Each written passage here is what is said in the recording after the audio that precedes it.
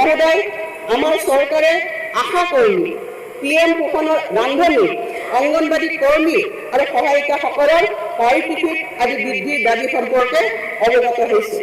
জনস্বাস্থ্য আৰু সমাজ কল্যাণৰ ক্ষেত্ৰত তেওঁলোকে আগবঢ়োৱা মূল্যৱান অৰিহণাৰ প্ৰতি স্বীকৃতি প্ৰদান কৰি 2025 চনৰ 1 অক্টোবৰৰ পৰা তেওঁলোকৰ পাৰিতোষিক চৰকাৰী ভাত্তা সংশোধন কৰাৰ লগতে এককালীন সাহায্য প্ৰদানৰ বাবে আমি সিদ্ধান্ত গ্ৰহণ কৰিছোঁ।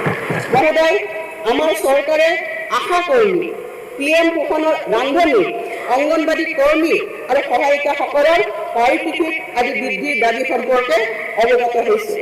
জনস্বাস্থ্য আৰু সমাজ কল্যাণৰ ক্ষেত্ৰত তেওঁলোকে আগবঢ়োৱা মূল্যৱান অৰিহণাৰ প্ৰতি স্বীকৃতি প্ৰদান কৰি 2025 চনৰ 1 অক্টোবৰৰ পৰা তেওঁলোকৰ পাৰিতোষিক চৰকাৰী ভাত্তা সংশোধন কৰাৰ লগতে এককালীন সাহায্য প্ৰদানৰ বাবে আমি সিদ্ধান্ত গ্ৰহণ কৰিছোঁ।